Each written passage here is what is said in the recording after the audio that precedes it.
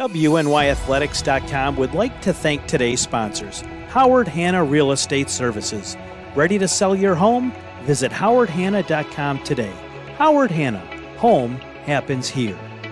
Western New York Immediate Care, with 4 convenient locations in the Buffalo area: Amherst, Buffalo, Depew, Lancaster, and Orchard Park.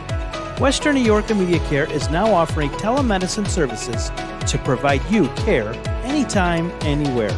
Visit WNY Immediate Care on-site or virtually at WNYimmediatecare.com. Logistics Plus Buffalo is your go-to resource for all your transportation needs. LP moves freight of all shapes and sizes all across the world. Call LP Buffalo today at 716-877-9653 or email buffalo@logisticsplus.com. AdPro Sports. AdPro is the largest team sports dealers and brand merchandise providers in the nation. For a variety of custom merchandise solutions, from apparel to promotional items, visit adprosports.com. Empire Electric. For all your home, business, or office electrical needs, call Empire Electric at 716-634-0330. Free estimates and financing available for all customers. Empire Electric. Call 716-634-0330. It's all set. Yeah.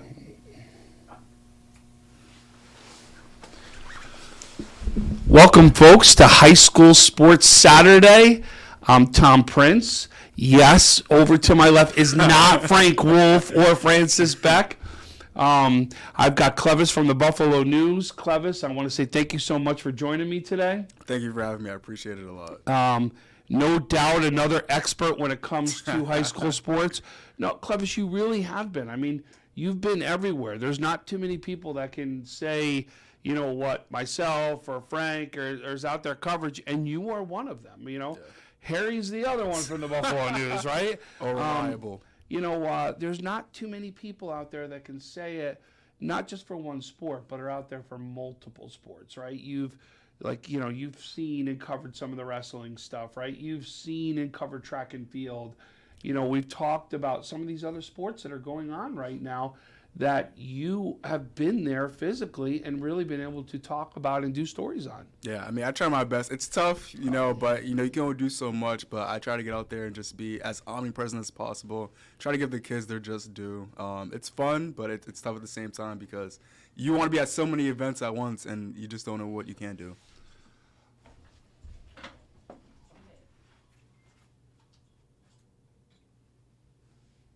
But, yeah, I try my best. So, and that's all we can do. Yeah. But, I want to give a shout out right now to Frank Wolf and Francis Beck as they are down right now at the New York High School Football Coaches Association right now. Big time. And been doing some fantastic interviews. I don't know if you've seen them, but they've interviewed the past president. They've interviewed Syracuse head coach Dino Babers. They've interviewed, I know, the Pitt head coach. Yes. They've just done a fantastic job of covering what's going on down there, and kind of what the coaches are hearing at this, and as well as kind of surmising it so we can get a little bit of idea of what's going on down there. I think they've done a fantastic job of covering it down there and really bringing it to life for us back here in Western New York. No, I agree. I've seen some of the videos. I've seen the linguist interview and obviously Steve McDuffie. I'm glad to see some Buffalo ties down there. So, no, they're doing a good job. Well, and obviously what they did was some of the high school coaches that have spoken were guys that won the title, right? So you saw Coach McDuffie absolutely as one who did it. I saw the coach from Maine Endwell. Was one of them, right? Guys that have went out there, won the title, and I'm sure it's, what have you done? Like, what did you do? I mean, because we know that Coach McDuffie, at least here with Bennett, that was a special group that he had, right? Yeah. And when you talk to people outside of the program, right? And when I say outside of the program, they're connected, but they're not direct coaches right there. They'll tell you, man, it begins in that weight room. Like, it really does. It begins in the offseason. It begins with the hard work that you're going to put into it. And I don't mean this by any disrespect, because Coach McDuffie is one of the top head coaches in there in Western New York, but they said he could easily be a strength and conditioning coach, really is what he could be. But I mean that with all the respect in the world, saying is because that's his focus, right? He knows they've got to be ready to go out there and be able to do what they can do on the field because of the work they did inside the weight room. Yeah, and I mean, football is a sport where your size determines a lot, your line determines a lot, and if you're not as big as your opponents, then good luck. And that's what we saw during Bennett's playoff run, where they were just bigger and more physical than their opponents. And it all because of the work that they put in. You know what I mean? Like, listen, Rashad Perry is as big as he is because of the work he's put in. That just doesn't happen, right? Yeah. You don't look like that just because I walked out and, said I'm the man, right? Yeah. He put in the work. He worked his you-know-what off to get to where he is today. And it all happened. He did it at a young age, right? I mean, we knew him as 8th grade already making a stamp in Western New York football, and you just saw him get better, and more physical and He's dedicated to the game. And I think for me, when I see Rashad Perry, like, I remember the first time I saw him without his pads, I was like, this dude is gigantic. Yeah? Like, I'll never forget. I will never forget the first picture I had taken. It was with Harry. We were at the Orchard Park Bennett excuse me, the Orchard Park Bennett game, and Rashad was a junior. And he comes walking down with his pads off. To be honest with you, I think he's more intimidating with his pads off than he is with his pads on, right? Yeah. He just is that big, and you really see how chiseled he is. He comes walking down, and I'm doing one of these to Harry. Harry, take this picture. Harry, take this picture. Right? I'm nudging Harry because I knew what he was coming down. I just couldn't believe how big this kid was as a junior. He's coming with his pads off. He was carrying them. And you can just see, the physique that he had. And speaking to that, I remember, I can say now because it was in my story, but like, just because Rashad is so big, before the season there were people that thought that he was ineligible and McDuffie thought it was because he's just so big and so muscular. People thought he was older than what he thought he was. Oh, no. Listen, he's been doing this since 8th grade. And if you've known anything about the trajectory that he's come along, you shouldn't be thinking like that. He's been doing this for 4 or 5 years right now on the varsity high school level. And it's amazing to me. I think what I'm more curious about for him now is what's he going to look like at Syracuse? As a junior, as a senior, knowing how big he is locally, how big is Syracuse going to make this guy? So, and I don't know necessarily if he's going to get much bigger. Yeah. The question is, does he keep about that same weight, get stronger, right, and faster? I think faster may be the key that they're really going to work on, would be my guess, because he already is got that quick first step, right? And to me, that's huge with the D tackles, that first quick step, because if you can get that first step, what happens? You're automatically almost into a gap at that point, right? And you're causing complete havoc to an offensive line. And that's where he's going to land. Now, think about this. Here's a kid that we saw play both ways for how long? Yeah. Right? Now you're going to tell him One way, and you may not even play every single snap because a lot of teams do like to still even rest you on there. Yeah. To watch this kid go all out for a play, that's going to be scary. I think the potential in him is going to be very, very interesting to see at Syracuse. I'm intrigued for it as to what they do with him.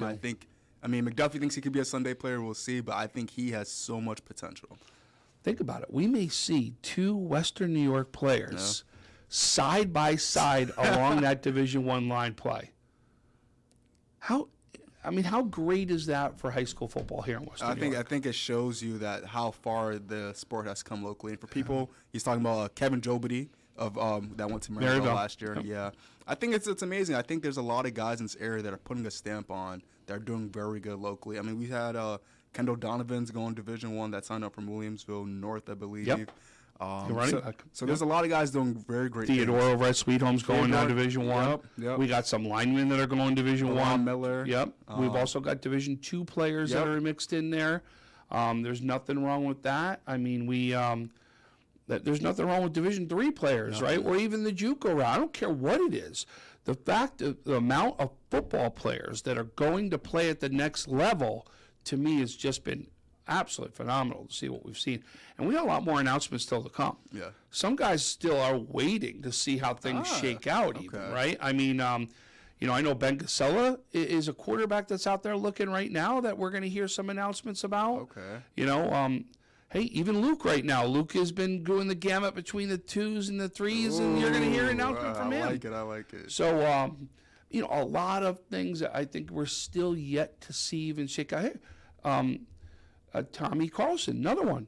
Looking at the 2s, looking at some of the 3s right now. He's another kid that we could be talking about making an announcement. That's just great to hear. And, you know, I just want to piggyback off what you said about if you could play Division I or JUCO, it doesn't matter, because I was looking at, I'm a stats guy, and only 7.6% of high schoolers go on to play college football. The most popular sport in the country, only 7.6% can say they play college sports. So to me, if you can play at the college level, do it, because you're one of the lucky ones that can say you were a college athlete. Yep, I agree. I'm 100% in agreement with you. I also think it, you know, it makes that whole college experience for you something special. Yeah.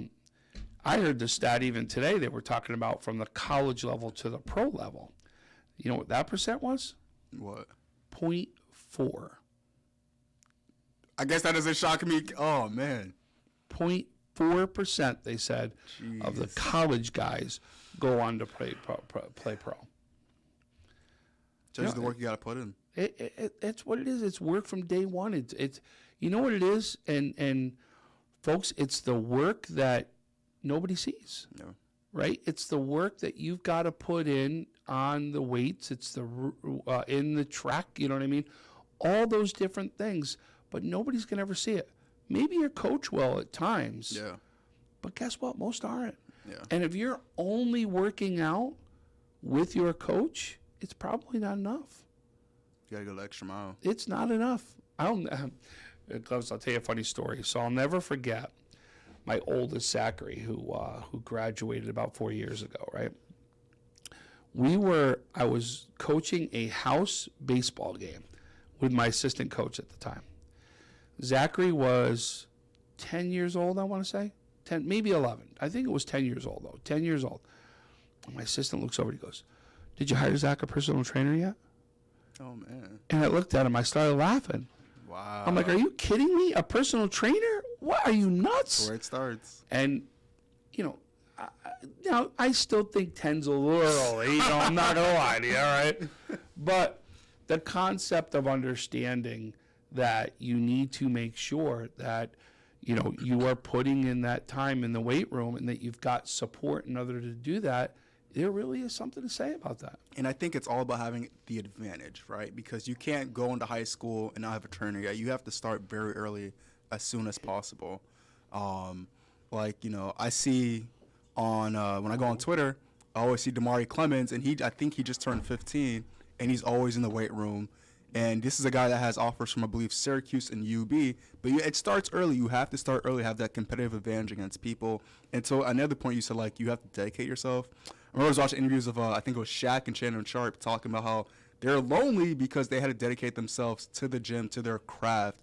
And it's just the sacrifice you had to make to get what you want. Yeah. And that's what a lot of guys have to go through to get what they want. And that really is. And that's, you know, it takes time. Yeah. But you want to build a program up, right? If you're a coach, you better be, this has got to be your focus. Yeah. Your focus has got to be the off season. And I'll tell you what, personally, I think last year may have been the best off season for Western New York. In what ways? As a whole. The teams that are now doing 7-on-7s, the teams that are now doing uppers camps, right?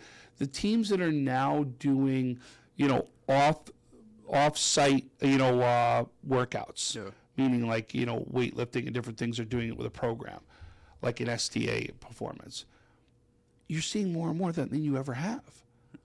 I mean, I didn't even hear about uppers camps till the last couple of years. Interesting. Some of these schools have been saying, "I've been doing it for 10 years." And other schools are doing it now for the first time. Interesting. I mean, hearing that, it's what teams have to do. But I'm curious though, where if you have these team workouts, and I guess it seems like there's always an advantage of having a personal trainer. My question is always, I feel like having a personal trainer eliminates some people, because of the cost of it. Oh, no doubt. But that's why I think you're seeing more of these team things done, okay. right? You're talking about now. Because when you do these team ones off-site, It's just with the crew. it's like, it's like $2, $5 Yeah. per person, right? Because you're doing it as a group. Gotcha, no. So the group is really what would be a fee for maybe one Makes person sense. or two people. So you can Okay. really bring those fees down right there. And it makes complete sense on why it works for for so many programs. You're hearing teams like, I know Iroquois, the minute they lost, it was like next weekend they were already in the weight room. Wow. You know what I mean? Like, that's a program right now that you can see the coaches are focused on how do we take the next step. Yeah. And I think for a lot of these programs too, it's also you have that window, right, of winning a sectional title, of maybe making to the state tournament where you have to capitalize on it because you don't know what your next era of athletes are going to look like. Well, and think about like an Iroquois, right? You're losing a big piece of you right now, right? Nate McGoldrick. Oh, guys, excuse me. I appreciate you braving through it. I gotta cough that sometimes, as you guys know, I can't shake. But Nate McGoldrick's leaving, right? Yeah. That's a big piece of that wide receiver performance. I get you got Barry. I get you got Kleitz. I get you got what there, but you're still losing a big piece. It's got to be somebody step up and take the role right there for him. Yeah. And but I'm just giving you one example. No, and I think, but to your point though, is that's why you have those off-season trainings to see who's going to step up for Nate next year. Who's going to be that guy? And Clevis, you want to know the big thing I saw this year? Especially because I had a student involved in this. To me, these upper camps and these 7-on-7s, right? The 7-on-7s to me is big, obviously just for your offense, right? But what it is I think it's giving some of our younger players in football opportunities that never been had before. Meaning, we're hearing 8th and 9th graders starting all over Western New York, right? Yeah. We've heard it all over the place. Do you think without that they would have gotten those starts? That's a good point, because now I'm thinking back to a story when I did a story about Dylan Evans, and he was telling me how he had to wait a while to start. And now you mentioned you have those off-season camps with those varsity coaches. You're exposed a little bit earlier as to what you can do. And what you're seeing is speed. Yes. Right? You're seeing the speed of the game. So you're acclimating yourself to the speed of the game before you're actually getting out of the chance to put pads on and do it, live. It's not all of a sudden beginning of September comes and goes, all right, son, you're in there. Let's go, Yeah. You've seen it. You've experienced it, right? Yeah. You know what you've got to do. You as a coach know this is what I'm going to do to help my player out there. That's really where I think we're seeing guys that make it opportunities where you as a coach may have said in the past, I don't know. there's no way they're going to be ready, right? There's no, I got to give the senior or the junior or the upperclassman the nod until I can get him into a game and see what he can do. Yeah. Now, do you think, because I feel like I was having a conversation about this actually the other day, where do you feel like we're leaving behind where you have to give the credit to the junior and the senior, like trying to play them over the 8th grader or the 9th grader? I think it was automatic before, right? Yeah. When I don't know if it's automatic anymore. To me, when the upperclassman, right, versus an underclassman it's the tiebreaker, right? If your guys are, you really can't tell, right? It's this much between them. The upperclassman to me gets the nod then, right? Because obviously there's not much time for him or her, right, to be left, and they deserve that opportunity there, right? But if one of these underclassmen absolutely outshine and they prove that, then they get their opportunity. And where are they getting this opportunity? Uppers camps, 7-on-7s in weight room. Yeah, no, that's where the advantage is had. Yeah. No, I agree. And I'm curious now too. Flipping into just basketball real quick. What do you think of, I guess, middle schoolers being on varsity? Like, because I was having a conversation with somebody saying that they feel like because middle schoolers are on varsity, it inflates like 1,000-point scorers. So I think it depends on the school. Okay. Okay. Honestly, I'm hard pressed for a AA or A school to tell me that a 7th grader is really there. Okay. I've seen it. Yeah. Jamestown's had it before, right? And I've seen it happen. Okay, I get it. It happens. But it should be a once in a while type scenario, not something we see all the time. Okay. Now I'm going to flip it. I think it's very different with the girls' game. Okay. Because a lot of these young women do also get much quicker to a point than the boys do, right? You know, when have you seen a 7th grader in basketball sit at 6 foot playing point guard and going out there, right? Yeah. But have you seen a 7th grade girl about 6 feet go out there and do her thing? Yeah, I see what you're saying now. Right? Yeah, I mean, it really is. Sometimes I think a big difference between the boys and the girls, and I think you see it multiple times. You see these young women coming out there and doing their thing. I covered a 7th grader last night. It was the Day sisters that are at Cardinal O'Hara. Their younger sister is 7th grade playing on the North Tonawanda team. Oh, yes, you're right. Yes. Right? And guess what? She belonged out there. Yeah. She belonged out there. She really did. So I got no issue with it, but I want to, again, are you doing it to just help keep a kid in the system? Ooh, now that's an interesting point. Or are you doing it because the kid deserves to be there? Oh, so you think coaches may play the middle schooler so they don't transfer elsewhere? Interesting. You know? You got to think about your program as a whole at the same time. I mean, that makes me think, because then there's also the outside forces, right? It could be the parents or whatever that's like, my kid should be playing. And maybe, to your point, maybe the coach trying to appease them to try to convince them, hey, keep your kid in our program. I'm investing the time in you. Yeah, exactly. Right. It's a good problem point. is what happens to the other players. Well, I mean, there's so it's many multiple different layers things, to it, right? yeah. I mean, like I said, I've seen it. Yeah. Right? And I've seen what it does to, some teams. Sometimes it's very, very positive and sometimes it's negative. Yeah. I You know? never thought about it that way.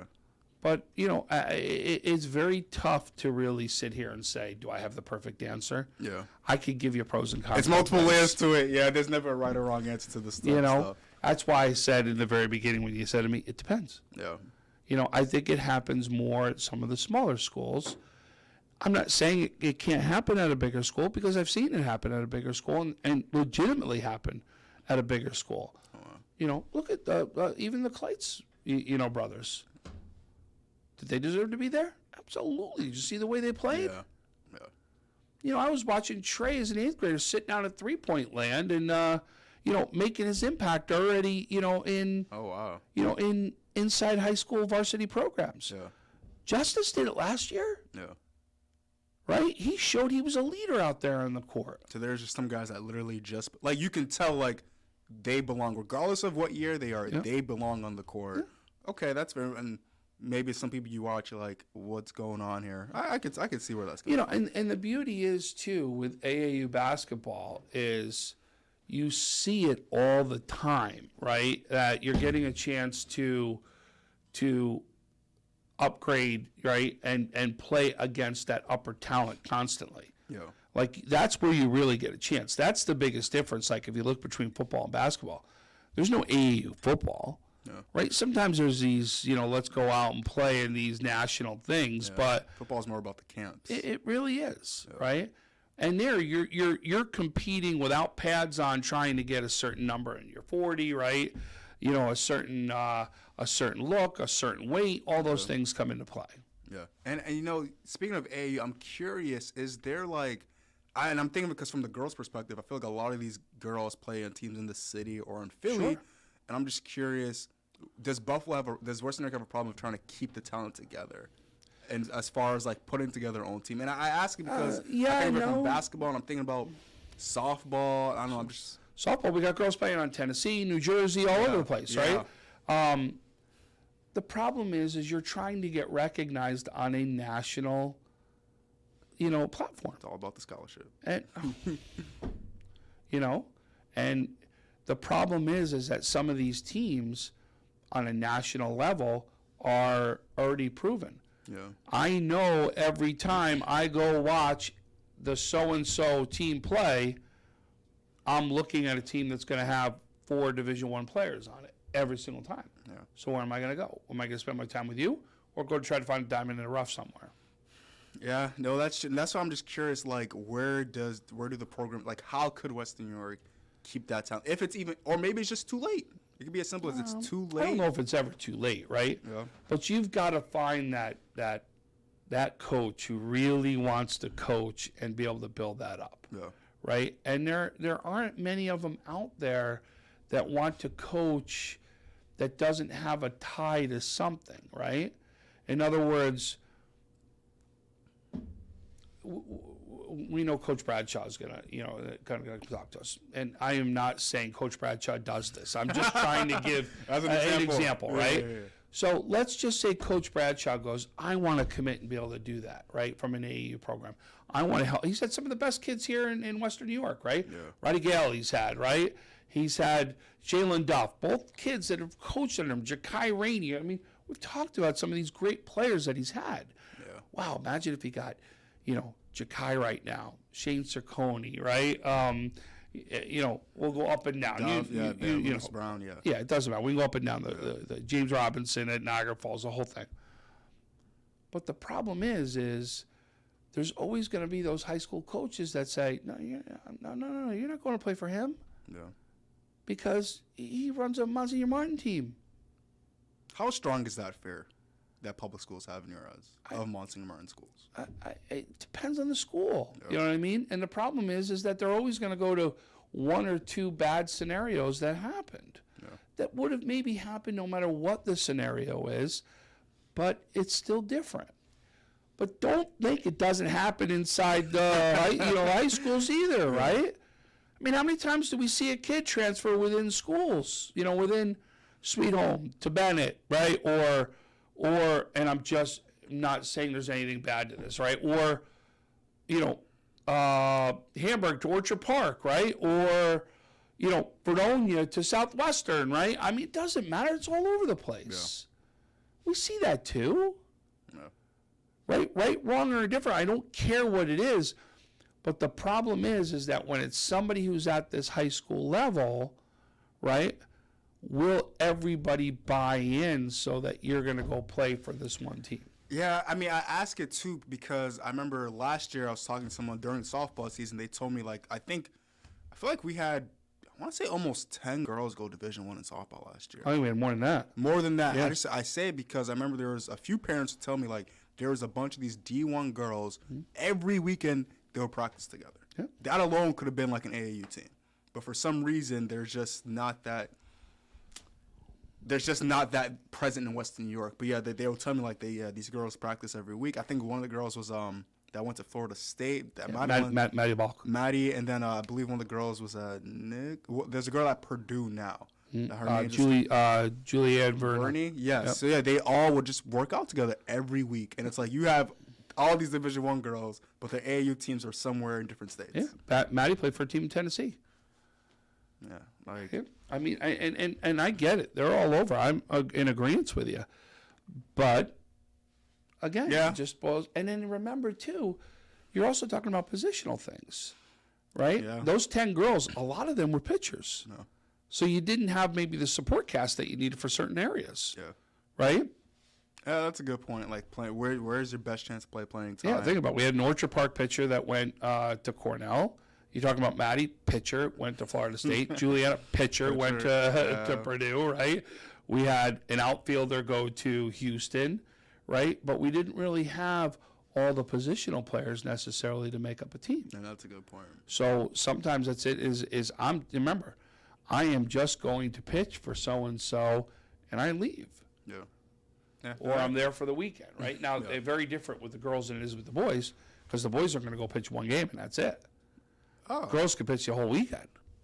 Is it just the way the culture is in boys AAU? Or? No, it's just the way one goes over the top, one goes underneath. Okay. It's more or less whether they're going to hurt the arm or not. Gotcha. Now, gotcha. So Interesting. All right, why don't we take a quick break here from our sponsors, and then we're going to come back and we'll keep going here. We're going to get into a lot of sports. We got some interviews coming up today, and we'll kind of go from there. But thanks so much so far from watching High School Sports Saturday with Tom Prince and Clevis Murray.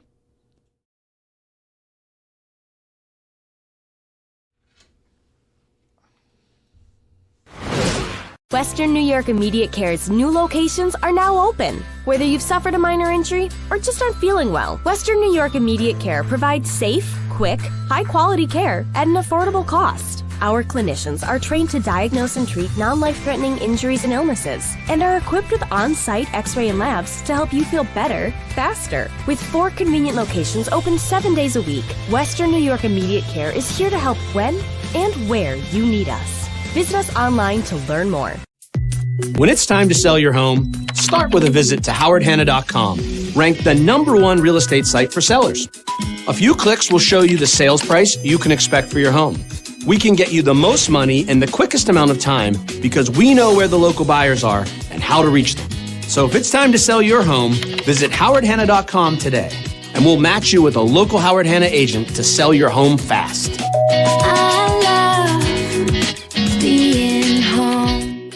If you've been injured in an auto accident, large or small, call 681-4088. RES Physical Medicine and Rehab right away. If you are in pain or just sore, don't take chances. Call RES today and take advantage of their 24 to 48-hour appointment pledge. With no copays, RES will help navigate the confusing world of no-fault insurance with you, so you can concentrate on getting better. 681-4088. RES Physical Medicine and Rehab. The most important call you can make after an auto accident. 300 Level Media is a locally owned and operated, multi-purpose media company right here in Western New York. You'll find us everywhere, covering the Bills, Sabres, Buttes, Bisons, Big Four basketball, local college sports, and much more. Our staff offers a variety of media services, from video production, live event coverage, audio broadcasts, professional voiceovers, camera operation, and videography. Visit www.300levelmedia.com or give us a call at 716-427-2600. This is 300 Level Media. Do you insure a lot of businesses? Yes, we do. How about restaurants? We got a bunch. Do you cover property damage? Yes, we do. How about my equipment? Covered. How about sewer backup? We got it. What if my cook gets hurt? They're covered. Foodborne illnesses? Covered. What if my party tent goes down? Covered under property damage. You say this is all under one policy? One policy. When do I pay? Once a month. Just one time? Just one. Is there anything you don't cover? What's your record for consecutive questions asked? 31. Tables. We don't do tables. Gotta love Buffalo. For all your insurance questions, call the Wolf at 835-WOLF. Logistics Plus is a global transportation provider headquartered in Erie, PA, with locations worldwide, including right here in Western New York. Logistics Plus is consistently recognized as a fast-growing transportation and logistics company, great supply chain partner, top freight broker, leading project cargo manager, and a great place to work. With a strong passion for excellence, our 500-plus employees put the plus in logistics. Call our Buffalo office today for an efficient, personal approach for all of your transportation needs. When it's time to sell your home, start with a visit to howardhanna.com, ranked the #1 real estate site for sellers. We can get you the most money in the quickest amount of time because we know where the local buyers are and how to reach them. Get started today at howardhanna.com. Call 835-WOLF. Remember, you calling the Wolf. That's all you had to say. Call today. Sometimes it just isn't your day. We all need a little help from time to time. That's why we're committed to providing safe, quick, and cost-effective care. And we keep it simple. Just walk in. We're here for you. Learn more today. So welcome back to High School Sports Saturday. Tom Prince, Clevis Murray. But boy, we got somebody new here that's joined us since this time. And a lot of you may know the name, but he is Jakai Rainey of Nichols. I'm going to tell you, Jakai, I've been watching you now play for a couple of years. There's not a shot you won't take. But I mean that with all due respect. Because I think there are some days I watched you play, you could have stood in the middle of the stands and made shots and they were going down. Like, I watched you shoot from all over the place. It is unbelievable what you can do with a basketball in your hands when it comes to shooting, right? truly the Stephen Curry here of Western New York. I mean, I'm going to give you that because I've watched you do it now for years already. I mean, talk about just your confidence when you go out there on the basketball court that you can make a shot from anywhere. So, I mean, it's really from him. He, like, every game, he critiquing, like, what I could do better and what I did good in that game. So, every shot that I take, I'm like, if it's a bad shot, I know it's a bad shot. I know what shots I can make and what shots I can't make, like what shots not to take. But yeah, he telling me, yo, that shot you probably should have kicked it out, the man was open. Or that shot, yo, that's a good shot. You gotta get your legs under you. It was short. So every shot is from him. I credit Now, when you say him, they obviously can't see him on camera right now. So why don't you tell them who that means, who that is? My brother Rudy Bragg, point guard at Villa Maria, senior. 1,000-point scorer. 1,000-point scorer also. So, I mean, that's a credit right there. I mean, especially because, you know what I mean? Usually there's sibling rivalries that happen within families, and obviously not happening right here, right? This is some. There's a little bit. He still think he can guard him. That's awesome. So listen, really what's come this year, for if somebody didn't know who you were, all they're going to look to probably is that one Canisius game with you and Shane Ciccone just going head to head. And you go for 51, Shane goes for 45, I think it was. I mean, just an unbelievable game. Talk about that game in particular and just what you knew you had that night and what you needed to do for yourself to help that team win the ball game. All right, so I came in that game. I'm like, I told him right here. I was like, I'm 0-5, where I was 0-4, 0-5, I think it was, against Canisius from freshman to my junior year. I'm like, I really felt good about that game coming out. I'm like, we can beat them. So it was definitely like I know I had it in the bag. My whole team, we all fired up. We had some former Nichols players come to that game, a bunch of alumni at that game. So it was definitely like an atmosphere, like type of like. And for you, what was it like? I mean, it's 51 points. Not everyone gets to score 51. You did it against a high-profile matchup in Canisius. I mean, what was just going through your head over time? Like, probably the best game of the year, also in Western New York as well. Yeah. So when I saw it, because they got the scoreboard where your points at, I saw that I only had like 16 or 18 going in the half, and I'm like, I think we was down, and I'm like, I gotta step it up. My goal was 30. I was like, I need 30 that could put us in a chance to win. But once I surpassed that, I'm like, I gotta keep going. Like they couldn't hold me. So it was more so, and my teammates was helping me find the ball, like get the ball in my hands, and we was making really smart choices that game. And you scored 51. I believe you scored then again against Bishop Timon, right?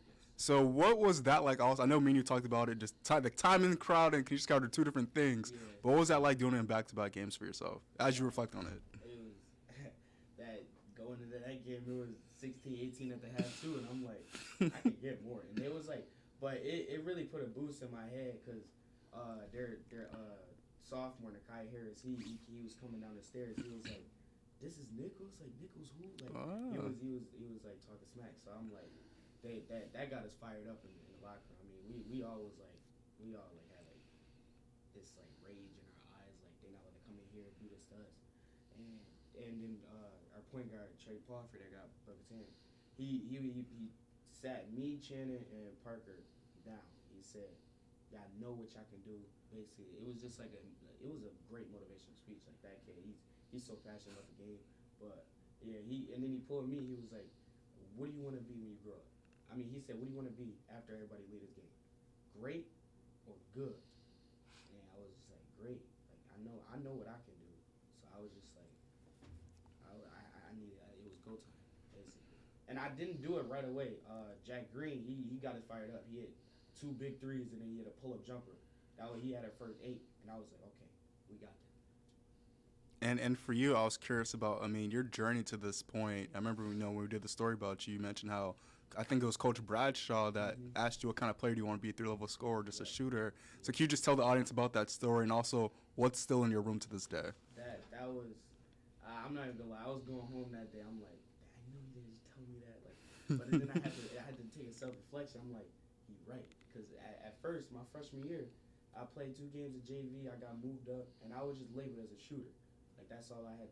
And the next game, I had, 6 threes, 24 points coming off the bench. And I'm like, I know I can shoot the ball, but, like, I can do more. I know I can do more. And in that offseason, my brother, he was working me out every day, coming off the dribble, taking shots off the dribble, so I can get more comfortable. Because I needed some more. I needed to be a 3-level scorer.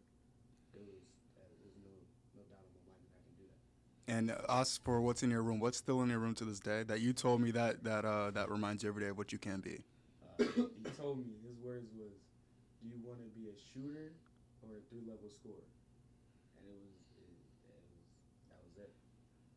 And Okay, before we do, what's a 3-level score? So, because somebody out there may not know what that means. A 3-level score is basically a person that can score 3-point, a pull-up jumper about 16, 18 feet, and then get it all the way to the paint. That's what it does. So sorry, I just Oh no, you're good. And I was gonna mention, you worked out with your brother, and I was just curious, like, to go from a shooter to a 3-level scorer. I mean, what's the work that you literally had to put in, and what did you learn from your brother as well to get to that point? His motto, off 2. Every time I get to the paint, off 2.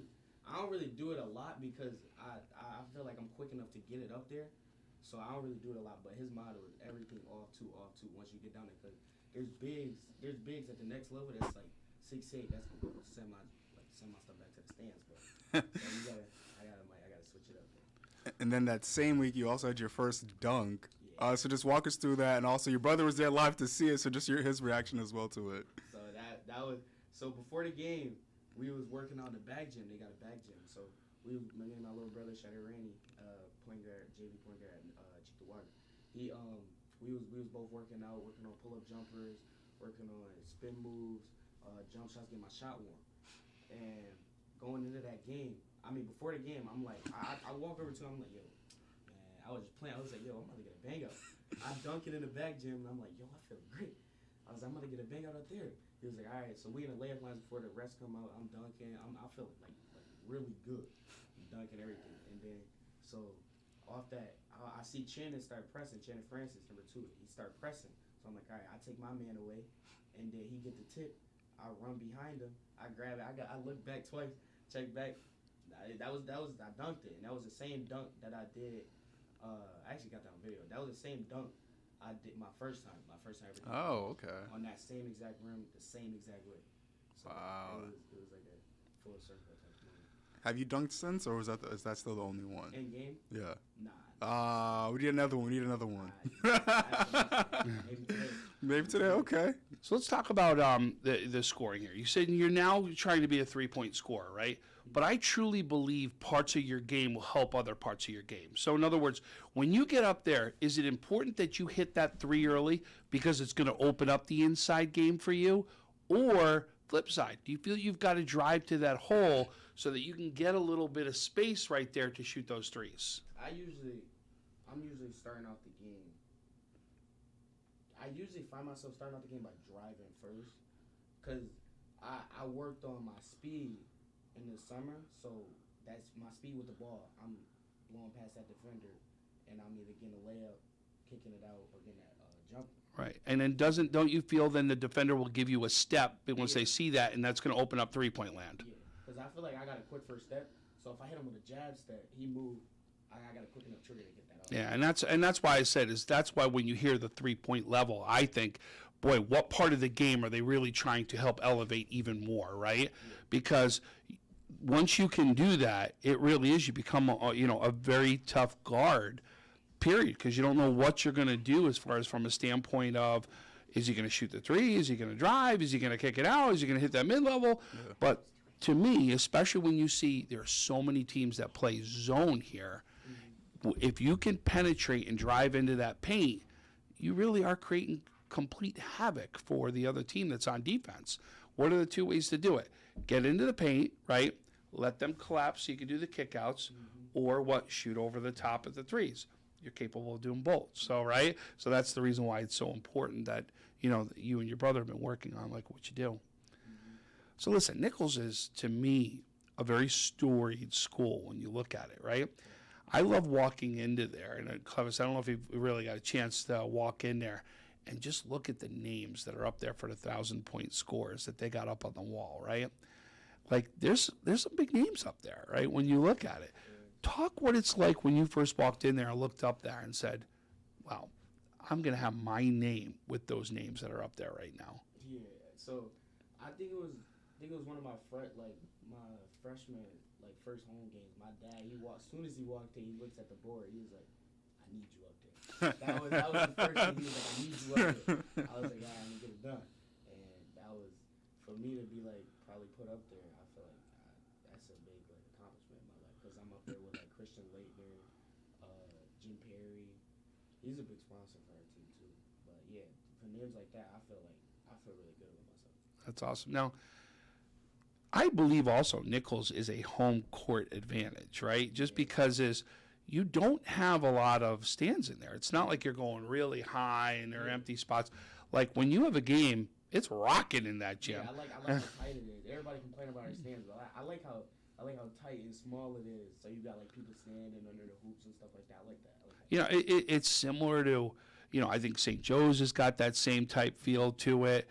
Park School, if you ever go there, has that feel to it. And I'll tell you, I've been to some of those games, and they are rocking. Right. So you just said you had some of the alumni come to that one game. It was the Canisius one, right? That where they all came to, and that was at Nichols, right? Yeah. What was that atmosphere, though? Just talk about an atmosphere. Do you got to do something to almost calm yourself down a little bit inside the moment? Yeah, I usually listen to calm music. He really did put me onto this one song called "Free Minds" by Thames. I listen to that song every game before. As soon as we go out to the locker room, I'm putting that song on, and I gotta lock in. That's awesome.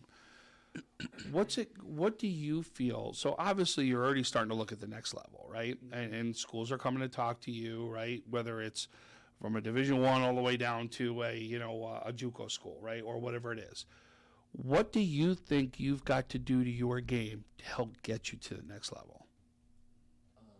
First off, defense. I feel like I know what type of defense I can play, but not all the time I'm playing that type of defense. So I feel like it's defense and talking.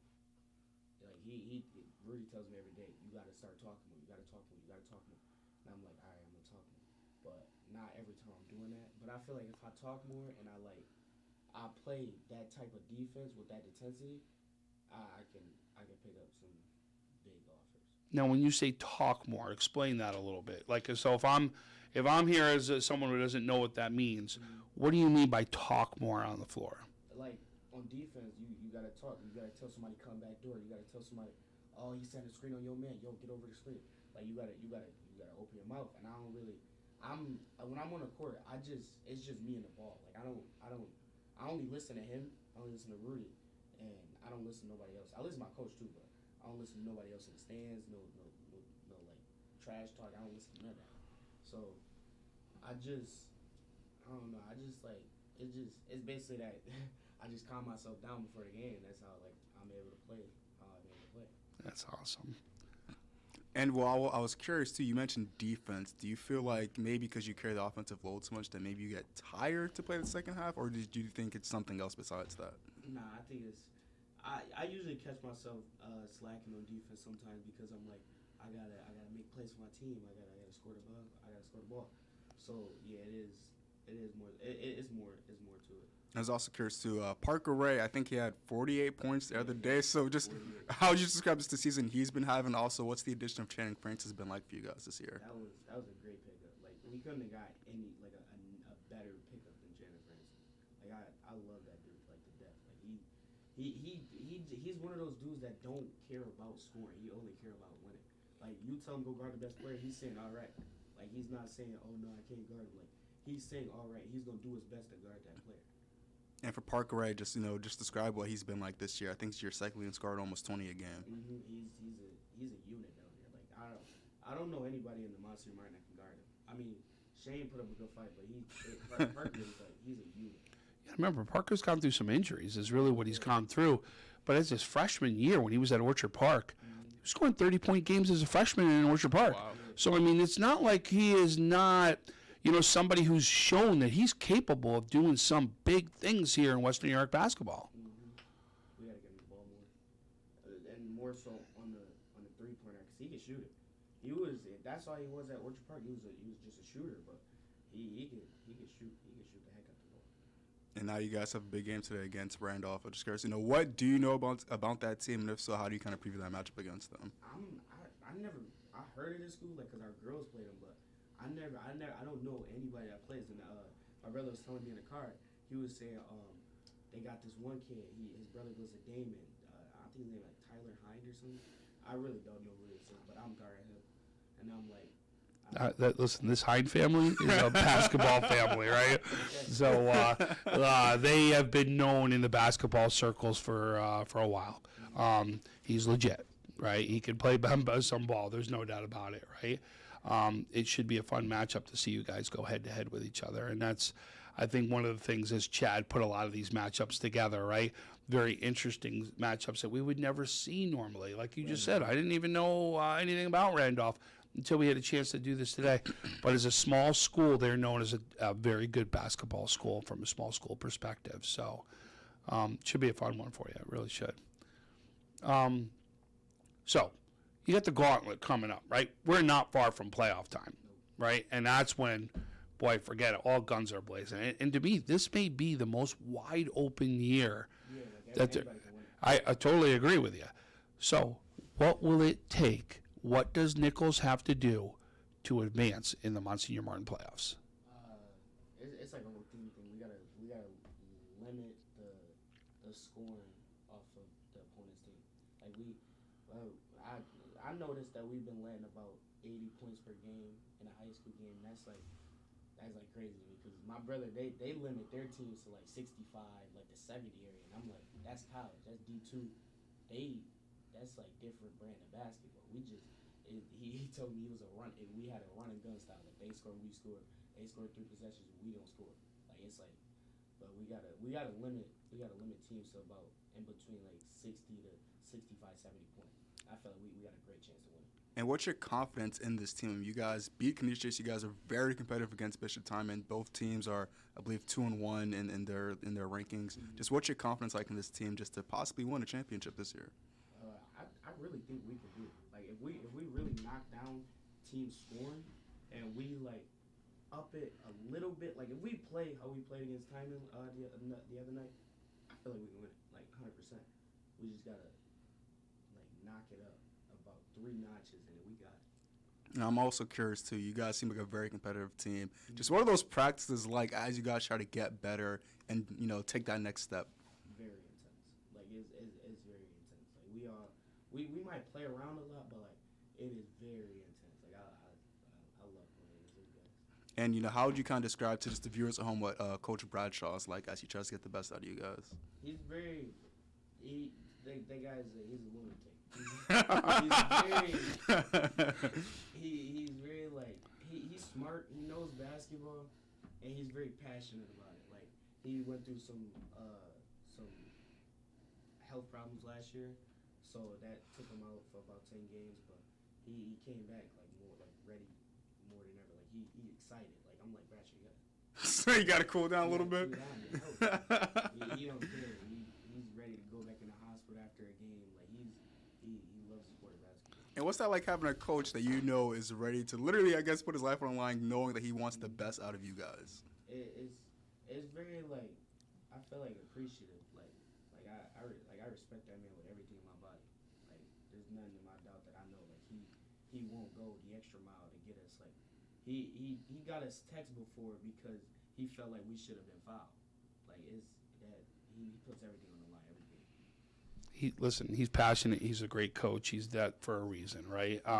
He's also coached some of the best basketball players in the area, right? And what Roddy Gall is doing already at Ohio State is amazing, right? Jalen Duff, your former teammate, right, is another one. Ja'Kai Rainey, right, at Parker Ray. And there's a list also on top of that. But Coach Bradshaw is something special. There's no doubt about it. So, Ja'Kai, we're going to let you go. I know you got to get ready for a game. We want to say thank you so much for joining us today. Absolutely something special what you're doing here inside Western New York basketball. Keep it up. Just make sure when you're ready to announce where you're going to go to school, let us know, because we're all going to want to know Western New York. I got you. You got it. Hey, good luck, buddy, all right? Thank you. Appreciate it, man. All right, thank you so much. Stick with us. We got another big interview as we're going to go to the track and field next and bring on one of the top high jumpers in the country, and we're going to bring him on the show. So thank you so far for joining us with High School Sports Saturday. Western New York Immediate Care's new locations are now open. Whether you've suffered a minor injury or just aren't feeling well, Western New York Immediate Care provides safe, quick, high-quality care at an affordable cost. Our clinicians are trained to diagnose and treat non-life-threatening injuries and illnesses and are equipped with on-site x-ray and labs to help you feel better, faster. With 4 convenient locations open 7 days a week, Western New York Immediate Care is here to help when and where you need us. Visit us online to learn more. When it's time to sell your home, start with a visit to howardhanna.com, ranked the #1 real estate site for sellers.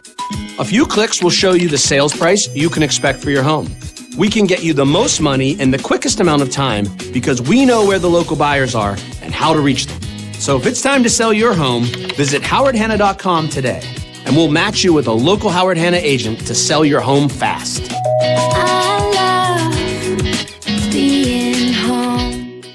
If you've been injured in an auto accident, large or small, call 681-4088. RES Physical Medicine and Rehab right away. If you are in pain or just sore, don't take chances. Call RES today and take advantage of their 24 to 48-hour appointment pledge. With no copays, RES will help navigate the confusing world of no-fault insurance with you, so you can concentrate on getting better.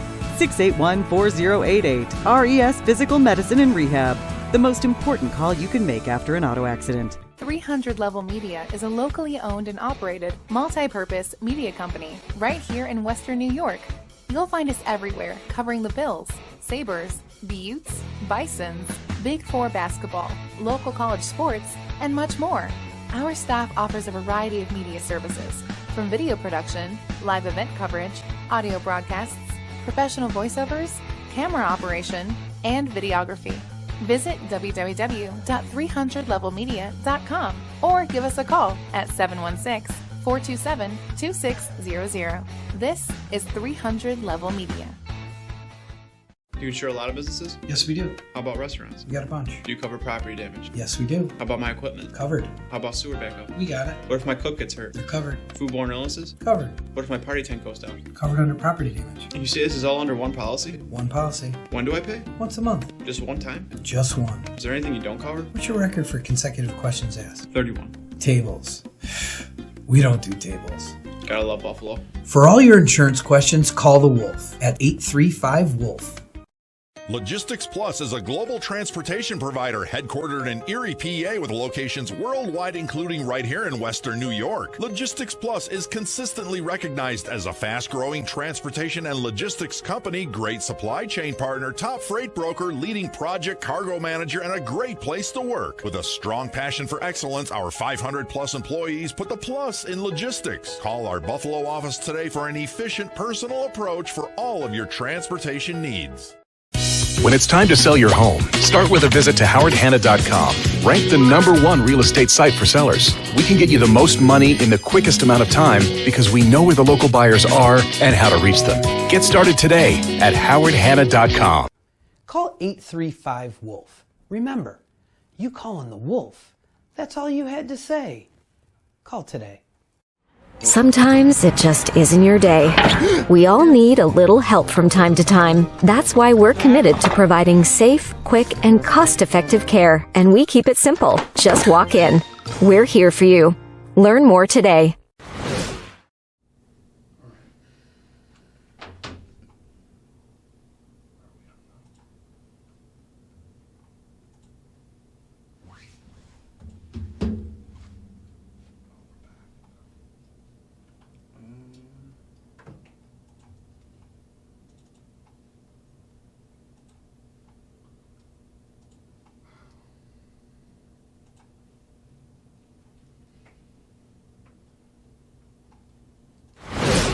Western New York Immediate Care's new locations are now open. Whether you've suffered a minor injury or just aren't feeling well, Western New York Immediate Care provides safe, quick, high-quality care at an affordable cost. Our clinicians are trained to diagnose and treat non-life-threatening injuries and illnesses and are equipped with on-site x-ray and labs to help you feel better, faster. With 4 convenient locations open 7 days a week, Western New York Immediate Care is here to help when and where you need us. Visit us online to learn more. Do you insure a lot of businesses? Yes, we do. How about restaurants? We got a bunch. Do you cover property damage? Yes, we do. How about my equipment? Covered. How about sewer backup? We got it. What if my cook gets hurt? They're covered. Foodborne illnesses? Covered. What if my party tent goes down? Covered under property damage. And you say this is all under one policy? One policy. When do I pay? Once a month. Just one time? Just one. Is there anything you don't cover? What's your record for consecutive questions asked? 31. Tables.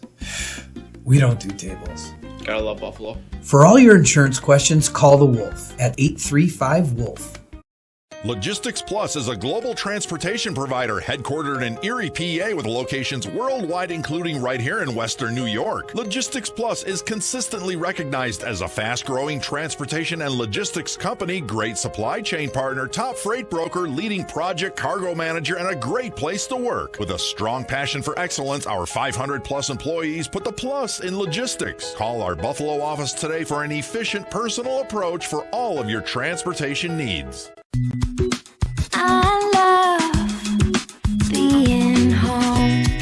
There's nothing better than owning the perfect house to come home to. You've earned it, and we'll make it happen. Our local real estate experts and in-house team of financial professionals make buying or selling your home simple. Howard Hanna. Home happens here. I love being home.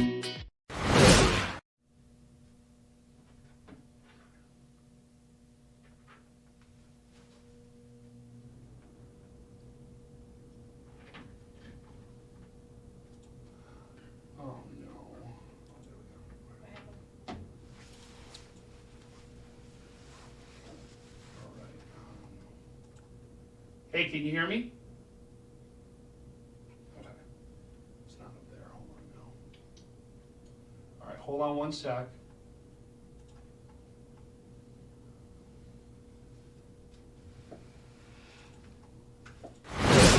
Western New York Immediate Care's new locations are now open. Whether you've suffered a minor injury or just aren't feeling well, Western New York Immediate Care provides safe, quick, high-quality care at an affordable cost. Our clinicians are trained to diagnose and treat non-life-threatening injuries and illnesses and are equipped with on-site x-ray and labs to help you feel better, faster. With 4 convenient locations open 7 days a week, Western New York Immediate Care is here to help when and where you need us. Visit us online to learn more. Do you insure a lot of businesses? Yes, we do. How about restaurants? We got a bunch. Do you cover property damage? Yes, we do. How about my equipment? Covered. How about sewer backup? We got it. What if my cook gets hurt? They're covered. Foodborne illnesses? Covered. What if my party tent goes down? Covered under property damage. And you say this is all under one policy? One policy. When do I pay? Once a month. Just one time? Just one. Is there anything you don't cover? What's your record for consecutive questions asked? 31. Tables.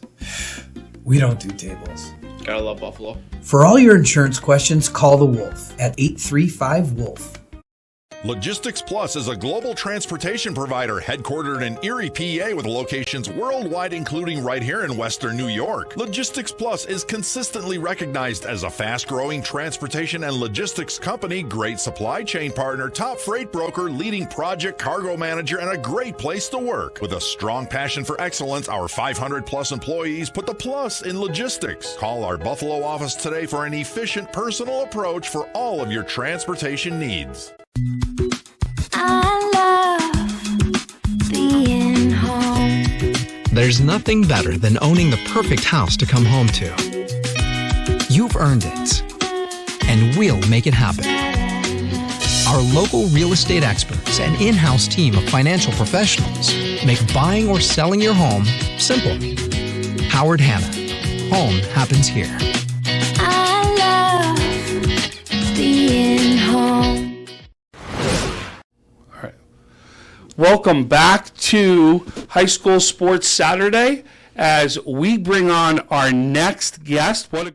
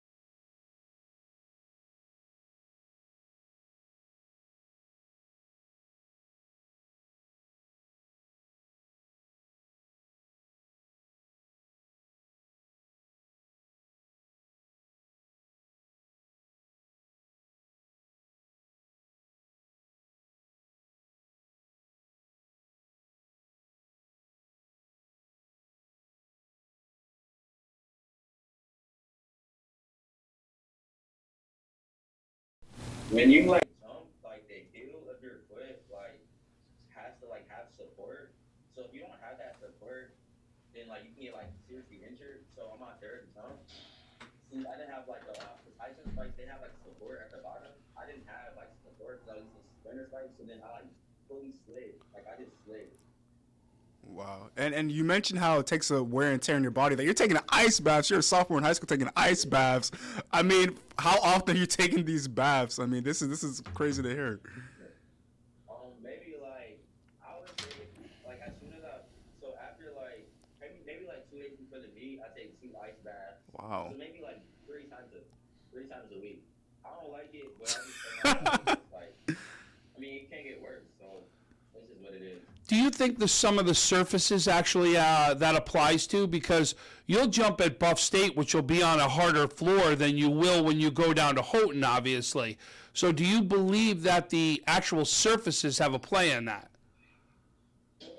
Yeah, for sure. Because at Buff State, like you can get like hurt bad, like really bad. That's like a basketball court. So. Have you gotten any invites at this point to be able to go to some of the bigger meets? So I actually qualified for nationals and states. Very good. Nationals is in Boston. Yeah. Oh, my city. What about any of the like the Melrose or any of the games down there? Have you gotten any invites for any of those at this point? I mean, not that I know of. Okay.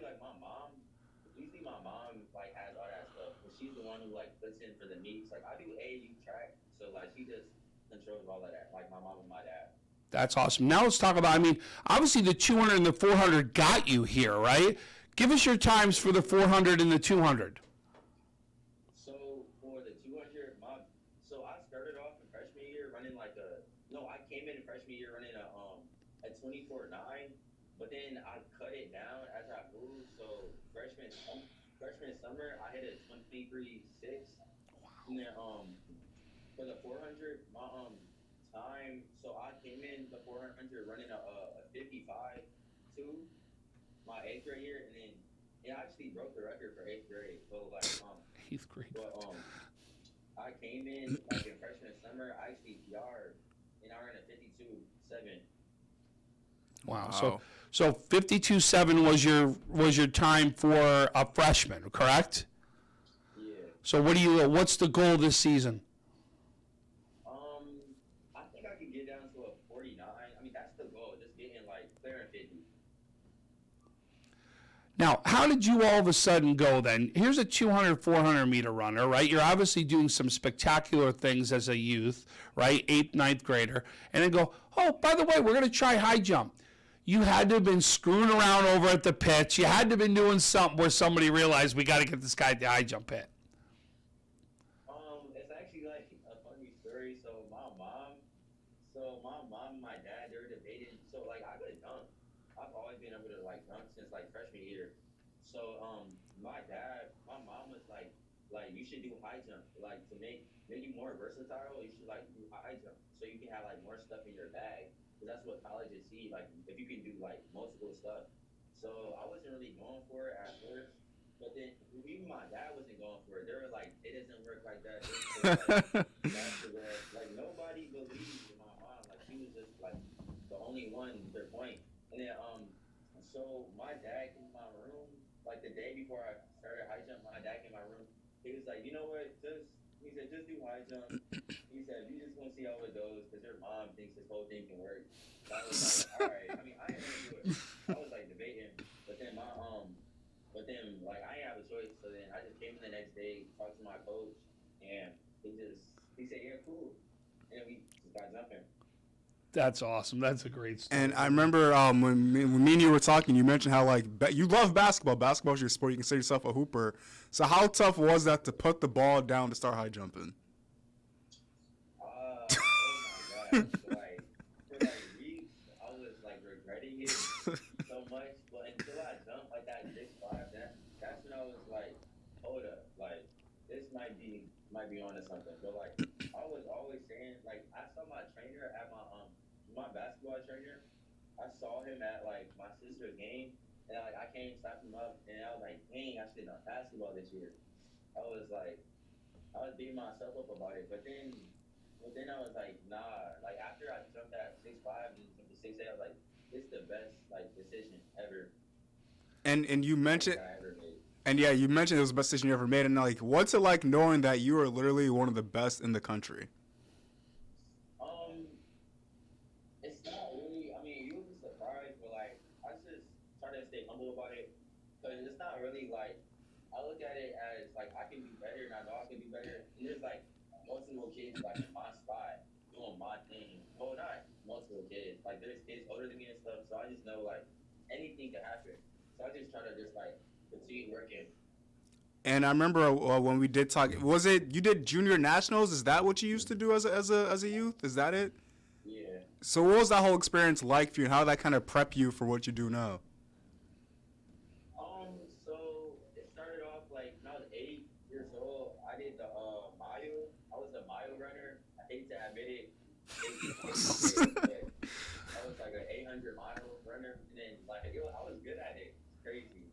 Like we were like running to like Tim Hortons from my house. We were running everywhere. So then I made it to nationals, and I made it to like the Junior Olympics. When I was 8, and I placed 6th in the mile, running like a 5 like 30. When I was 8, no, I ran a 5:21 when I was 8, and then it was like a huge crowd. But like at the time, like since I was so little, it was like I'm just running, like I'm gonna just quickly run, and then we could leave and like go ahead to like Wendy's or something. That's what I was doing. I was like a kid, so I didn't really think nothing of it. But like it kind of prepped me, because like when I have like big crowds watching me do high jump, it's like I'm kind of like used to it. Cause like I travel like everywhere in the U.S. for like track. And do your parents have a track and field background by chance? Oh yeah, my mom did high jump, and she was when she was a freshman. She was not good at it, but she did it. That's classic. Oh, that's awesome. So, we talked a little bit about today, especially with you jumping, right? There are not many even high jumpers right now that are over 6 feet. So, and that's when you start, right? So, in other words, he's not even starting the competition until they go to 6 feet. How many people are usually there with you when you start at 6 feet? Or is it already over at that point? Nah, there's nothing. There's nobody. So it's just, so in other words, the one guy clears maybe 5'10", 5'8", and then you're coming in at 6 feet just starting. Yeah.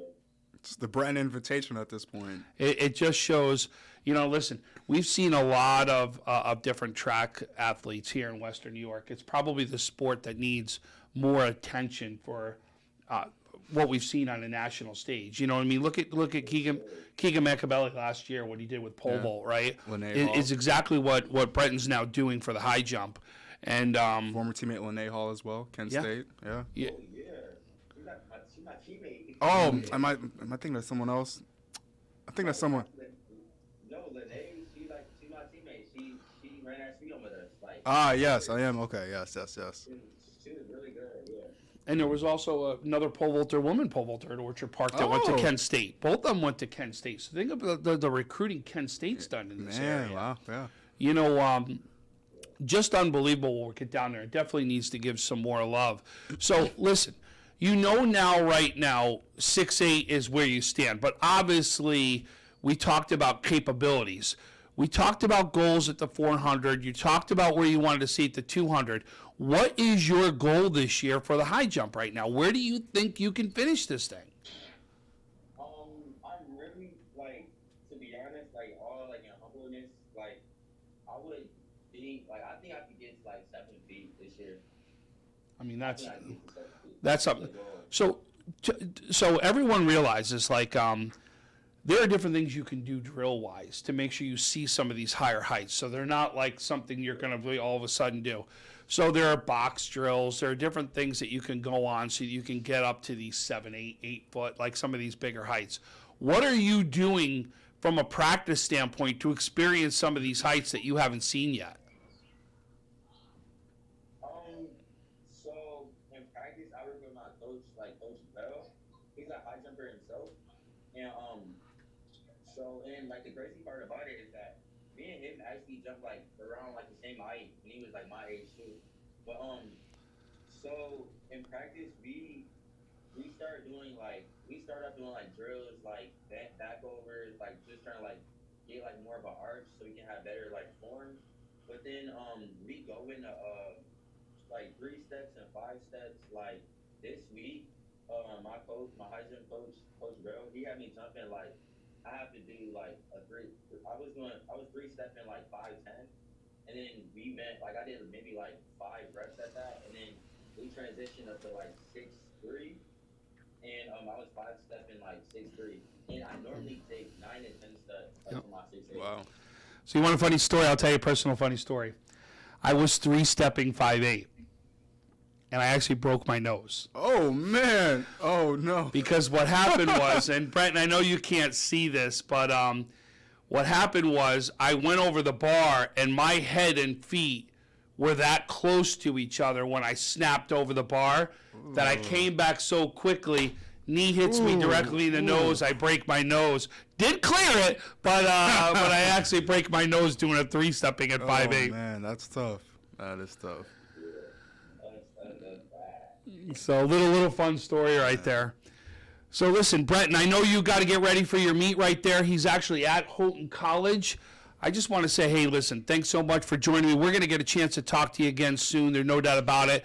We're hoping to get down to one of your meets, and hopefully we can actually see some film and get some film out there on you so everybody can see some of the great things you're accomplishing. But no doubt, keep up the good work, and listen, Western New York's behind you, buddy. We know what you're doing, and we're focusing on you. Thank you. Like, I really appreciate for you having me be able to come on here, because this is like really good for real. Well, we're going to do a lot more for you. So great job, buddy. We'll talk to you soon, okay? Yeah, see you. Thank you. You're welcome. Thank you. So we're going to take, again, a quick break. Thank you again for joining us at High School Sports Saturday. I'm Tom Prince, joined by Clevis Murray. Well, 2 great interviews we've had today. Really is. We're going to get back. We'll talk a little basketball to finish this off, as we've got big basketball day in front of us. And we'll then finish this one out. But thank you so much for joining us so far on High School Sports Saturday. Western New York Immediate Care's new locations are now open. Whether you've suffered a minor injury or just aren't feeling well, Western New York Immediate Care provides safe, quick, high-quality care at an affordable cost. Our clinicians are trained to diagnose and treat non-life-threatening injuries and illnesses and are equipped with on-site x-ray and labs to help you feel better, faster. With 4 convenient locations open 7 days a week, Western New York Immediate Care is here to help when and where you need us. Visit us online to learn more. When it's time to sell your home, start with a visit to howardhanna.com, ranked the #1 real estate site for sellers. A few clicks will show you the sales price you can expect for your home. We can get you the most money in the quickest amount of time because we know where the local buyers are and how to reach them. So if it's time to sell your home, visit howardhanna.com today, and we'll match you with a local Howard Hanna agent to sell your home fast. Being home. If you've been injured in an auto accident, large or small, call 681-4088. RES Physical Medicine and Rehab right away. If you are in pain or just sore, don't take chances. Call RES today and take advantage of their 24 to 48-hour appointment pledge. With no copays, RES will help navigate the confusing world of no-fault insurance with you, so you can concentrate on getting better. 681-4088. RES Physical Medicine and Rehab. The most important call you can make after an auto accident. 300 Level Media is a locally owned and operated multi-purpose media company right here in Western New York. You'll find us everywhere, covering the Bills, Sabres, Buttes, Bisons, Big Four basketball, local college sports, and much more. Our staff offers a variety of media services, from video production, live event coverage, audio broadcasts, professional voiceovers, camera operation, and videography. Visit www.300levelmedia.com or give us a call at 716-427-2600. This is 300 Level Media.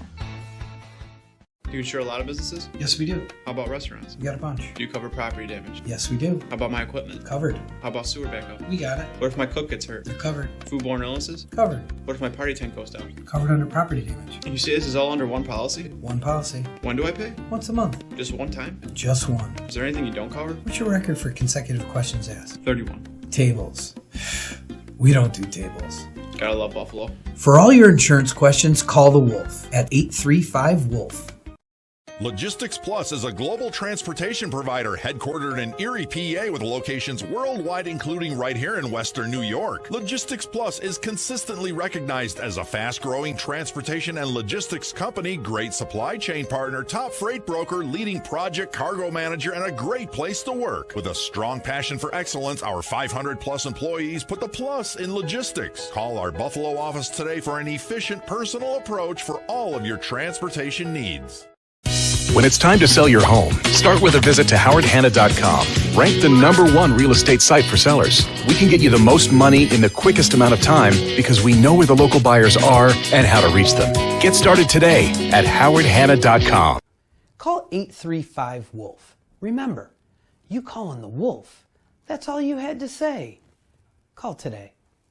Sometimes it just isn't your day.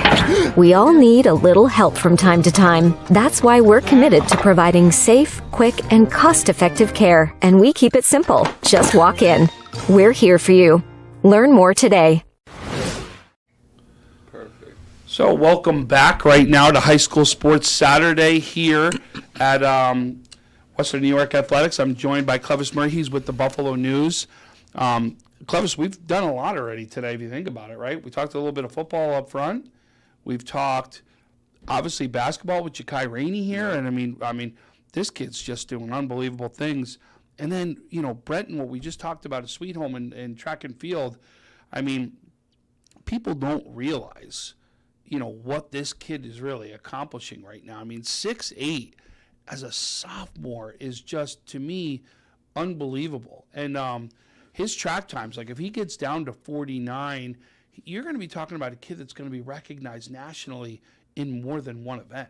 That is really interesting. And I think what impresses me the most about Brenton is that, again, if it's not for his parents or hamstring injury from football, like his trajectory is like completely different. It's just so fascinating. His story fascinates me so much. How about the comment he made about his mom? My mom was a high jumper. Wasn't that good? That was classic. I mean, just and we really do. You're going to see we're doing more and more sports. We want to get bowlers on here. We're going to get more and more people involved in the show, and I just love what we've been hearing from some of these athletes so far. It's been some really fun interviews. It really has. But today is probably a big event that we really want to make sure we draw attention to and to get everybody down there, right? That's got to be the key. And is the Center Court Classic held at Hamburg High School. Last night, 2 games last night, right? Both Hamburg. The Hamburg girls took on the Frontier girls, and the Hamburg boys took on the Frontier boys in obviously a matchup that is big, a rivalry game with both those two schools. Senior night for both schools as well. Yep, bingo. And Claire Strack, it'd be the last time, you know what I mean? Yeah. She's a senior. She'll be heading off to Virginia Tech. Saturday, February 4th, which is today. Here are the matchups. So Will East will take on Niagara Wheatfield at 12 p.m. St. Joe's versus Health Sciences at 1:45. That's a big matchup to me. If you saw Health Sciences' schedule was real strong early, haven't heard a lot. This to me is a big game as they're getting ready for the stretch run for the playoffs. And just real quick on Health is that they have, I believe they're on a 14-game winning streak or something like that, because their only loss is to Canisius, which was opening day. Opening game, right. Yeah. Had a great game with Jamestown, too. This is a team to watch in Class AA. Oh, no, listen, it's one of the teams that are going to be in the mix. But you could see is now they're back to some of that real tough schedule. Let's see what happens with the St. Joe's game. Yeah. I think this is a good barometer right now for Health Sciences and exactly where they are. No, I agree. But I've always said this, and you've heard me say it on other broadcasts, whether we're on air, whether we've done shows like this. I love what Ty Parker does with that team.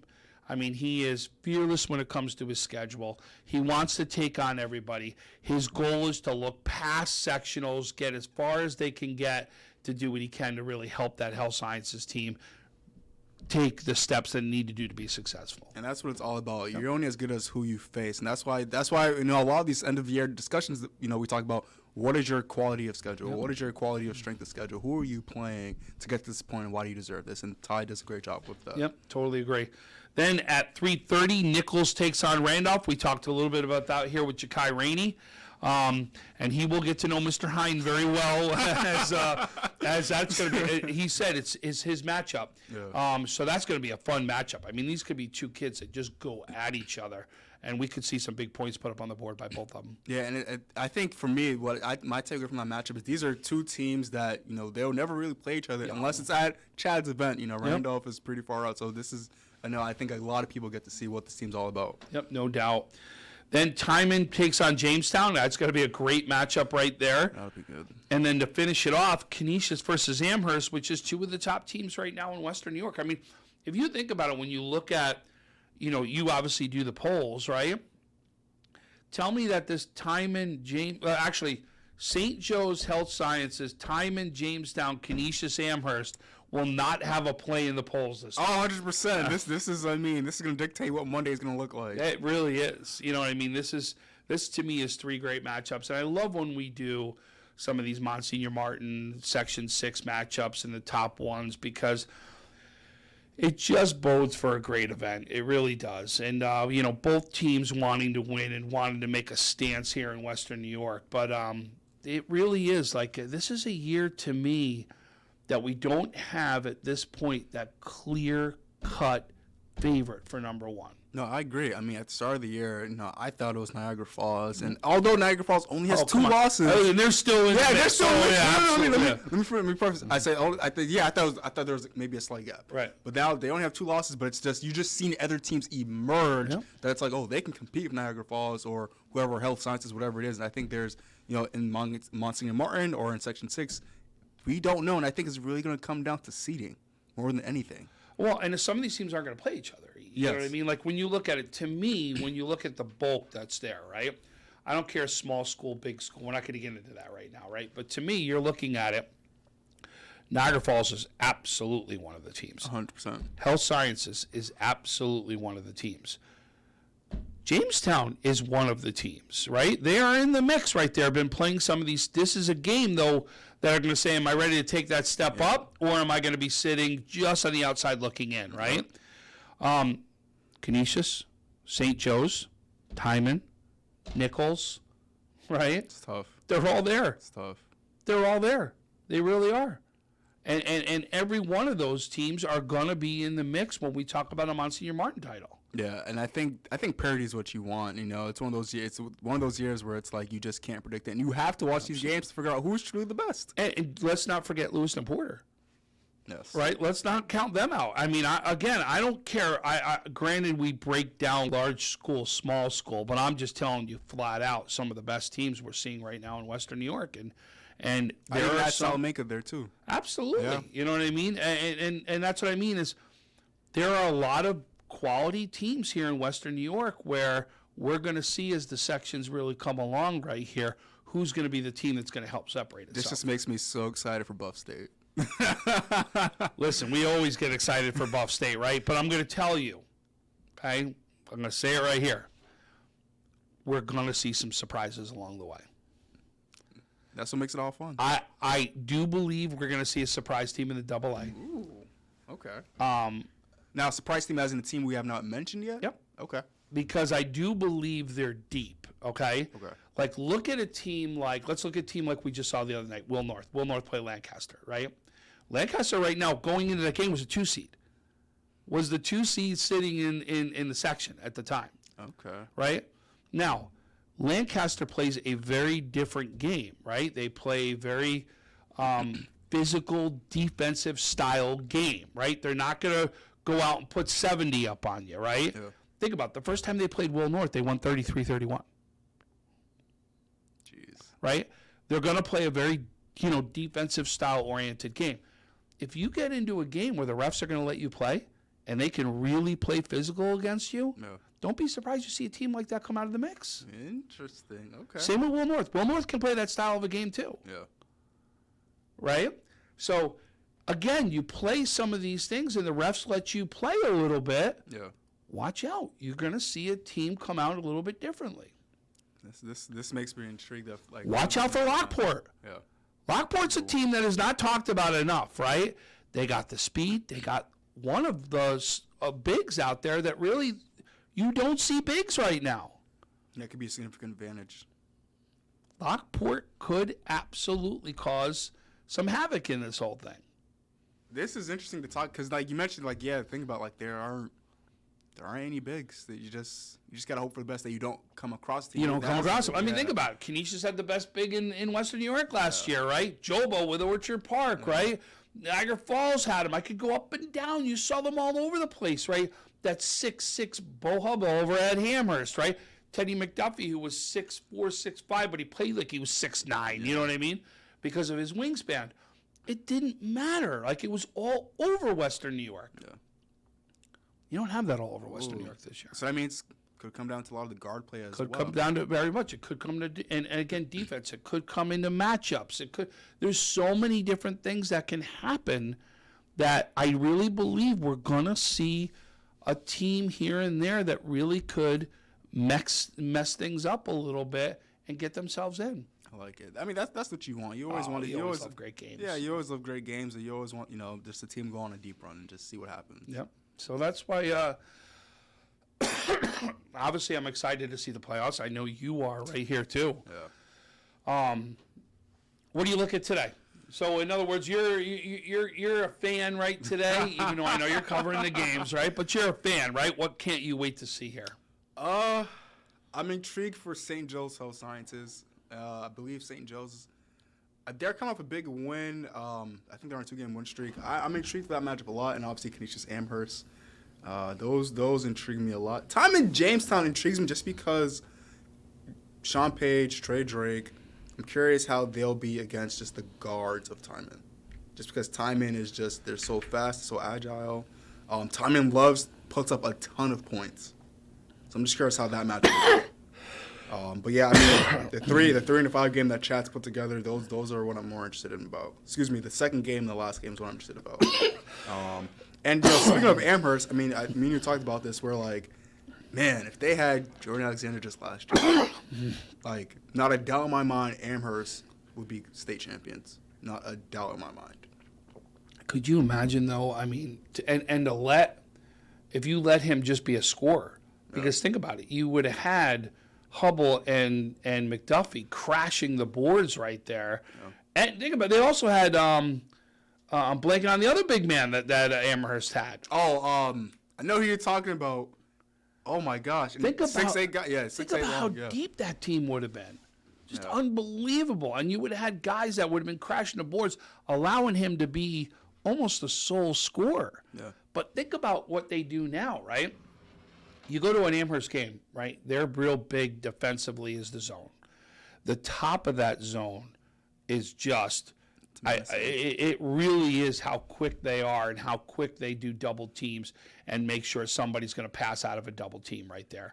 But you would have had, and you know right now, Moore goes down and plays at the bottom of the zone. He plays both top and bottom of the zone, but has to move on based upon personnel. You know, last year, if they would have had those 3 guys on the back line and you would have had those 2 up on the front, on the top of that key. Good luck scoring against them. Yeah. It would have been unbelievable to watch. Oh, man. It's one of those what ifs. It's tough. It's a fun one. It's a fun one, but I hope Chris Kenzie believes in his heart as well. If Jordan was there last year, they would be state champions. Well, but I do believe in his heart of hearts that he really has reloaded and retooled and has a good team that wants to be able to make a run. And I've watched Amherst a few times this year, and like you said, it just seems so smooth and just easy to them.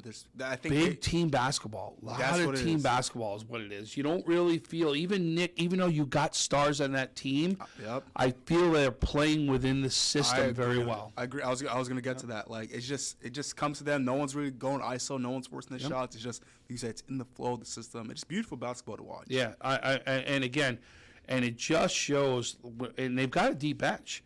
I mean, you'll see them go, I've seen them in the first half go 10, right? 10, 12 getting in the game. But I believe in a tight game, they go still 8 on that bench where they're going to be able to take in guys in and out and really see what they're capable of. And obviously they're going to get a challenge today with Canisius. Yeah, and I think with Canisius, I've been intrigued with them just because, I mean, Shane, I believe at one point he was leading Western New York in just scoring in general, regardless of Monsignor Martin or Section 6. But Canisius is just a very strong team as well. You know, Luke, you have shooters as well. I think even though Shane gets the attention, they have such. Greto may be the most underrated player in Western New York, and I say this over and over again. If he stayed at North Tonawanda, we're talking about him as a top player scoring 30 points a game. But he decided to make that transition over to the Monsignor Martin and knew that his role was going to be more of a defensive role, more a distributor, more of the floor leader, more of, all these other things. And he's done exactly that. And to me, he's a kid that Canisius for the last couple of years wouldn't be where they are if it wasn't for him also. Oh, yeah, no, he's impressed me a lot. You can tell just by watching, he is the leader of that team. And when you look at him, you just tell, his teammates respect him. They listen to him. And Shane, we're not saying you're not a leader. You absolutely are a leader too. Yes. That's not what we're saying. We're just saying here's your floor general, right? And he just sees the floor really well and knows when to be a scorer, when to be a distributor, and when to really he could help his team. Yeah. And he knows any game he's got in the Monsignor Martin division, he's taking on, if not a top point guard, a top 10 point guard in Western New York, day in, day out. Yeah, and that's what I was getting at. When I saw Canisius St. Joe's play recently, and both teams played well. I was just impressed with just the way St. Joe's plays. It's just so fascinating to me because this is a team that does it by. Although Isaiah is their leading scorer, they do it by committee. I believe they have 3 guys averaging double figures. Yeah, I mean that's just a team to watch. Them and time just intrigued me a lot as well. Yeah. It's like I said, it's a fun season, no doubt about it, and. We got a great day. Please go down and support the Center Court Classic. Really go down there. As you know, the guy hands down, basketball-wise, knows everything from basketball, whether it's the D school, whether it's the AA school in Monsignor Martin. It's Chad Andrews. And go down and support this event. And also credit to Chad. I mean, these are just, I want to say almost all these teams, maybe except one are ranked, maybe 1 or 2. So it's you're literally seeing the best teams in all of Western New York. Yeah. And the only place to go is Hamburg High School. Yep. So really go down there and support the cause. It will be a great cause for you to go ahead and support. I want to give some kudos to Western New York Athletics member Jeremy Becker. Jeremy's been trying to do what he can to also bring bowling to light. Jeremy's a very good bowler himself. He's got multiple 300 games. He's got an 800 under his belt right now. Very good bowler. But he mapped out the top 5 average bowlers in Western New York that I want to go ahead and recognize. But I want to give Jeremy the credit because he did the research on this. For the boys led by Jake Willard of Kenmore, 233 average is what he's averaging. Zach Slomba from Frontier, 232. Michael Oleski from Depew, 228. David Adams of Lockport, 225. And Talone Newton of Grand Island, 225. Wow. 5 guys over 225 right now out there. Wow. That again, quality of bowlers that we have in this area. Well, listen, bowling's always been big in this area. I mean, obviously, we're a winter area, so bowling's been big. But I used to be a big bowler when I was younger, especially when I lived in the Syracuse area. And I absolutely would come out to the Buffalo area because some of the best tournaments that were here locally were really here in Buffalo. Interesting. Yeah, I did not know that. So I actually, I've gotten a chance to bowl in the ABCs, the different things that are out there. So actually, another funny story. So when the ABCs were in Syracuse and I was about to have my first son, Zachary, born, I had bowled the weekend before in the ABCs and actually took the lead in the ABCs at the time and didn't even realize it was still there. I knew it was eventually going to get beaten, but at the time I was leading the ABCs. And the news comes on, and I'm watching the news just before my baby's going to get born. Oh. And he goes, they were like, well, we'd like to recognize local bowler Tom Preston leading the ABCs. And it was all over the news. That's pretty cool. That's pretty cool. As it happened. So I thought that was a pretty funny story. Oh, that's pretty cool, And then let's go to the girls' side of the spectrum for the top 5 bowlers. Kaylin Weber from Kenmore, averaging 210.43. Bridget Cake of North Tonawanda, 205.62. Madison Simonelli from Frontier, 201.77. Sarah Zulik of Clarence, 198.31. And Emma Jones of MV. Why am I blanking on MV? Maple Valley? Maple Valley, thank you. Yep, as 198 right there for an average. So you can see some big bowling that's going on. We usually get a chance to cover the sectionals. Hopefully we're going to get a chance to do something there. We don't know how it's going to work out. It's a very tough event for us to be able to cover like that. So we're going to have to wait and see how we're going to cover it, but we definitely want to get out there and recognize some of these top bowlers. No, that's good. Congratulations to all of them having a great season. So, Clevis, you got a chance to cover a lot of events this year, right? What's been the event that stood out to you so far? The first one that comes to mind, honestly, was seeing Jaden Lewis in the, I forgot who it was the Rochester team they played. Aquinas. Yes. Just seeing Bennett's down at halftime, him literally carrying that team, like, that is easily one of the best high school performances I've seen, from them trailing to him just carrying them, like, just watching them, like, man, this game was on TV, like, people be going crazy. That is hands down one of the best events I've seen and that I've covered so far. He's been something to watch and like was underrated coming into. I thought that was his breakout moment at the same time too, that really separated him to be player of the year right there, because you guys named him as a co-player of the year. But I thought that's when he really got his name into the ring right there. Just seeing, like, of all the football games I've seen in high school, I was like, just to see him will his team carry them, like, I literally couldn't believe it. I remember I was tweeting, I was like, I can't believe what I'm seeing right now. Like, this dude is literally the definition of putting your team on your back, Jaden Lewis. So you come from Massachusetts, right, where you start, and then now you're here covering, obviously, high school sports here. What has been the biggest difference for you to come here that you've seen that's something that stands out more for Western New York than where you came from? I would probably say maybe just, I think people in Boston cared about, high school sports a lot, but just the passion here people have is second to none. I always appreciate when people care about things a lot. Whether it's in my emails or my DMs, people care about things a lot. They care about the sports, they care about the athletes, which tells me that, they care and that I'm doing what I want to do because I want to serve a community that cares about what I'm doing and about the people, about my subjects as well, which is, the athletes. Yeah. So I think that's something that's kind of taking my attention a lot. I'll have people pitch me story ideas, even though I will say, like, if you have story ideas, send it to me, but I'll get a lot of them, stuff like that. So, I'm one guy, I always try my best to do it, but I love what I do. I love the community's feedback, and that's impressed me a lot. In Boston, it was similar things, but there's just, in Boston, though, we have a lot of prep schools, so there's the NEPSAC. So NEPSAC is the similar thing to Montgomery and Martin. The difference is that NEPSAC is, like, really, really big, to the point of, like, it's almost like a D1, just churning out D1 athletes. So, when I was at the Boston Globe, we really didn't cover NEPSAC too much, and the public schools there's a bit of a gap in talent, because usually in Boston, if you're really good at a sport, you go to a NEPSAC school. I'll use just one example of, like, there is a local kid that's from my town of Dorchester, really good at baseball. You would think he would play for the local team, but he ended up going to a NEPSAC school. Terrence Clark was another guy. He ended up going to NEPSAC school. But here, a lot of the best schools are the public school teams. Not discarding the Montgomery and Martin teams, but it's just saying that there are athletes that are willing to stay at their public school teams and don't always have to go private. So that's something that I've noticed that's very different than Boston as well. So I think that just tells me, like, kids care about the community. Obviously, there's no problem going to a private school. I went to a private school. So it just tells me that, people try to stay at home. Nice.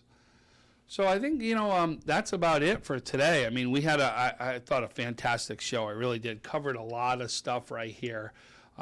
Please remember, I want to just say again, go out to Hamburg today. No. Go visit the Center Court Classic. I think we're going to see some great games that are out there. Again, I want to take a look at the New York State coaches meeting that's going on. What Francis Beck and Frank Wolf are doing out there is phenomenal. Go check out the website. We've also re-put some stuff on Western New York Athletics. They are just doing an incredible job out there covering that event. And again, you get a chance, let's start recognizing some more and more of these athletes because, boy, we got some great athletes here in Western New York. No, for sure. And credit to you guys. I mean, you guys always, do great content, do great work, touch on, a lot of athletes. This show is great to talk to some of these athletes. I think what you guys do is a tremendous job, and I'm glad to be here. I appreciate that. Like I said, Clevis and I got a chance to know each other this year, and it's been, we talk a lot because we really bounce stuff off of each other, which I love to do because you really sometimes get different perspectives and different ways to look at things. And I think we've really seen a lot of things.